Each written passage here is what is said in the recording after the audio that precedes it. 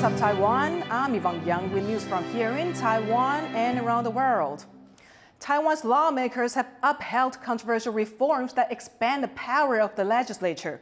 The bill was passed by the opposition lawmakers in May, but the cabinet called parts of it unconstitutional and asked for it to be reconsidered. Louis Watts reports from the legislature.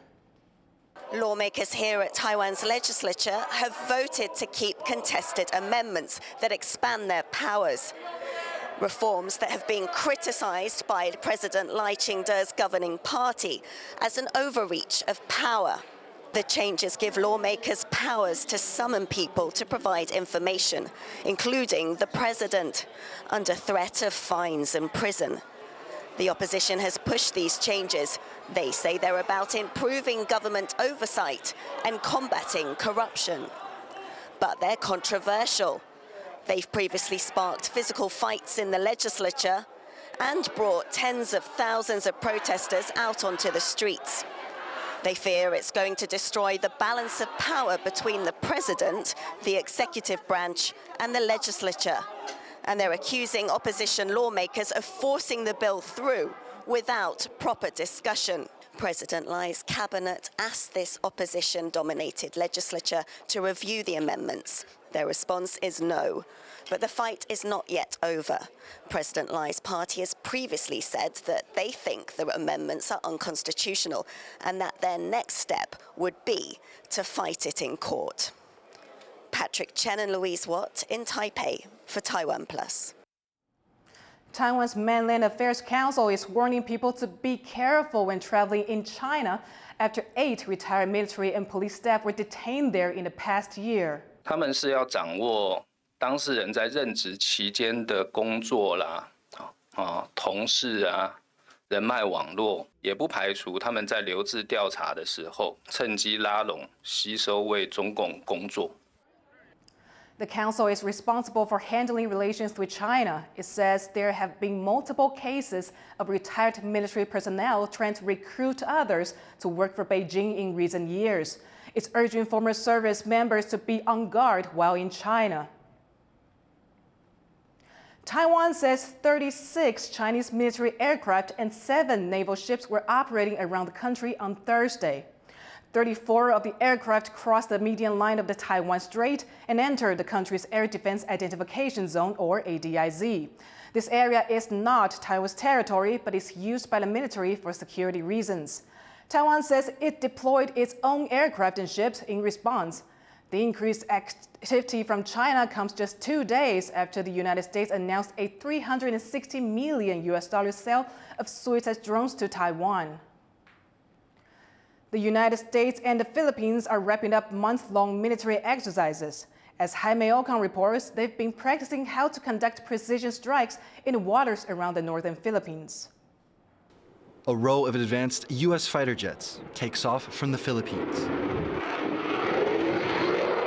For the past 3 weeks, the two allies have been conducting large-scale military exercises in the Philippines' north, aimed at controlling the skies. U.S. commanding officers say the goal of these drills, known as MASA 2024, is to reaffirm the U.S.'s commitment to security in the region. It's important to remember that we've been exercising together, shoulder to shoulder in the past. We are exercising together today, and we will be exercising together in the future to ensure our shared commitment to peace and security. In recent years, neighboring China has stepped up its naval presence in the region, operating ships around Taiwan and in the South China Sea on a daily basis. That's why the U.S. and the Philippines are conducting drills in the North Luzon province, as its location is strategic to both countries in a potential conflict. The Philippines offers a very advantageous position within that region of the world, South China Sea, right? And likewise, planes, ships, and missiles from northern Luzon, which is the Philippine island there, could really deny that area and control that. One element of these drills simulates how the U.S. and the Philippines would coordinate a precision strike on an enemy ship. Working with allies on the ground and in the air, soldiers try to locate a target somewhere in the ocean. In this drill, they're using a small box made of wood and concrete. Once they locate the box, The U.S. then tells the Philippines to strike the target. Hearing that all the conditions are met, the request for target authority clearance is granted. Thank you.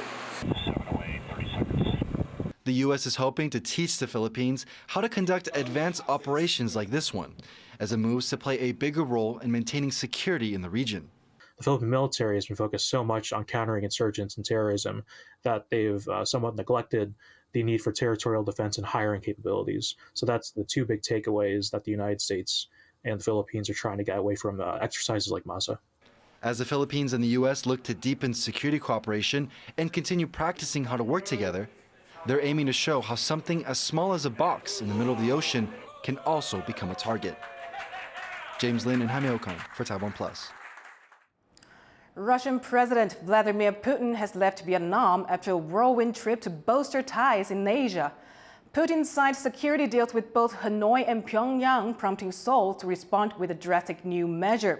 Rosie Greninger reports. With a handshake, Russian President Vladimir Putin seals a deal to bolster defense ties with his Vietnamese counterpart Tu Lam while on a visit to Hanoi.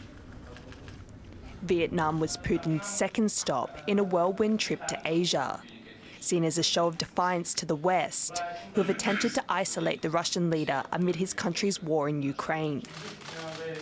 While in Hanoi, the Russian president spoke out against the NATO military alliance, saying it's a danger to Asia. Мы видим, что в Азии происходит, правда? Блоковая система сколачивается в Азии. Уже НАТО туда переезжает, как на постоянное место жительства. И это, конечно, создает угрозы для всех стран региона, в том числе и для Российской Федерации. Но мы на это обязаны реагировать и будем это делать. Вам большое спасибо. Всего самого хорошего. Putin's comments come after countries like Japan, South Korea, Australia and New Zealand receive security information from the alliance in the face of a growing threat from China. While in Vietnam, the Russian leader also signed several agreements for energy and education and agreed to boost cooperation in security and defence. Vietnamese President Tu Lam said these deals would contribute to peace and security in the region. Việt Nam nhất quán coi Liên bang Nga là một trong những đối tác quan trọng hàng đầu, mong muốn cùng Nga phát triển mối quan hệ hữu nghị truyền thống lâu đời và hợp tác tốt đẹp giữa các thế hệ lãnh đạo và nhân dân hai nước. Before Vietnam, the Russian president was welcomed to North Korea with pomp and ceremony on his first visit to the pariah state in more than 2 decades. The landmark meeting with leader Kim Jong-un saw the two countries sign a comprehensive strategic partnership, strengthening military and economic cooperation. This includes providing immediate military assistance if either state faced armed aggression. The US criticised the deal, while South Korea said any help to strengthen Pyongyang's military is a violation of the UN Security Council resolutions. Seoul also slapped additional sanctions on Moscow and has reopened discussions about aiding Ukraine in the conflict with Russia. 그리고 우크라이나에 대한 무기 지원 문제는 재검토할 예정입니다. Putin says that if South Korea does take that step, it would be a, quote, big mistake, and threatened Russia would respond. But as he returns to Moscow with 2 new deals under his belt, the Russian president is confident he's found new partners in the face of tough Western sanctions due to the war in Ukraine. Dolphine Chen and Rosie Greninger for TaiwanPlus. The town that's home to semiconductor giant TSMC's first chip plant in Japan is offering money to tourists heading to Taiwan. The town of Kikuyo in Kumamoto Prefecture will begin offering $60 to people who fly to Taiwan from July. They'll have to fly to and from Kumamoto Airport to qualify for the subsidy. Travel from Taiwan to the region has been booming since the TSMC plant opened. From April to May, Taiwanese tourists accounted for around 40% of duty-free purchases at the city's only department store. Investigators have released a report on a Delhi metro accident last year. They say a string of changes and improvements are needed to avoid future incidents. John Ben-Trieste reports. It's been over a year since this crane collapsed onto metro tracks in the central city of Taichung. An oncoming train didn't stop in time. The resulting crash killed 1 and injured 15. Taiwan's Transport Safety Board has spent the month since trying to understand what happened, and they've just announced their findings. Finding 1, the crane collapsed because it was being taken down incorrectly. Finding 2, there's no way the metro train could have braked in time. 依照一般同仁的正常的作业要开启这个盖板，按下这个按钮，一般大概要15到16秒的时间。我们对记录里面的调查，随车站务员在发现这个航架，一直到列车撞击到航架，中间仅隔12秒，所以当天的时间是不足以让它开启盖板，按压刹车按钮。 With the whys of the case answered, the safety board has turned to drawing up ways to keep this kind of accident from happening again. Tighter rules for construction projects are a big part of what the board wants. It recommends better procedures for taking cranes down, and that companies building near metro lines submit plans that show their projects are safe. The Labor Ministry, the Transport Ministry, and Taichung city government say these changes have either been made or are in the works.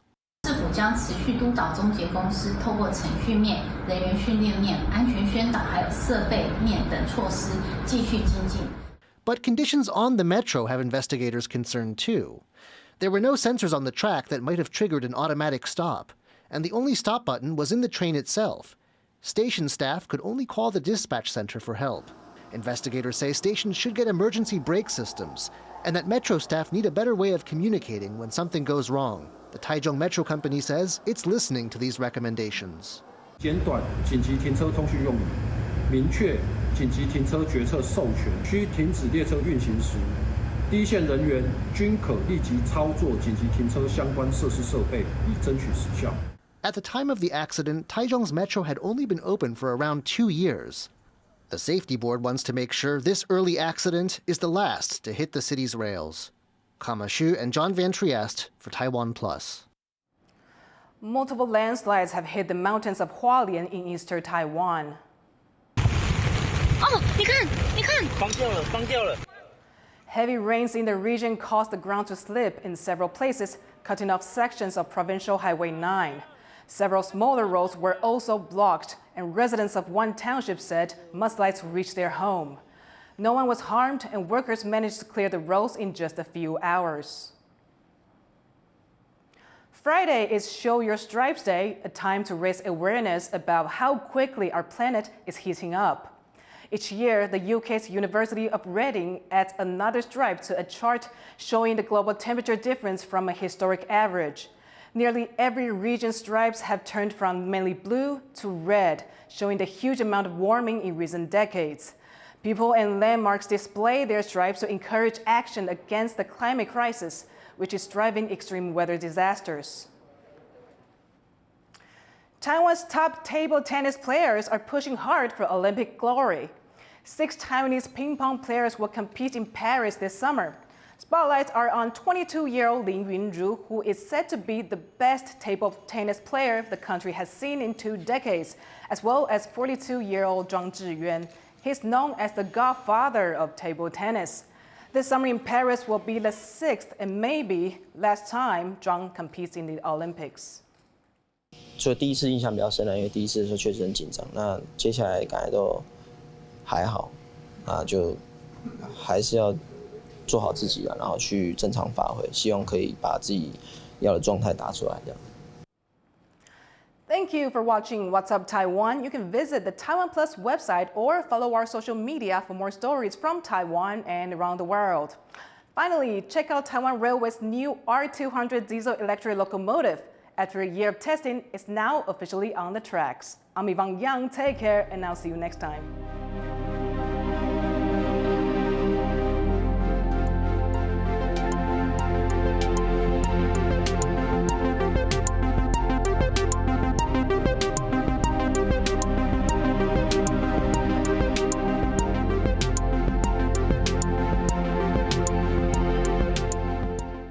For more stories from Taiwan and around the world, download the TaiwanPlus app.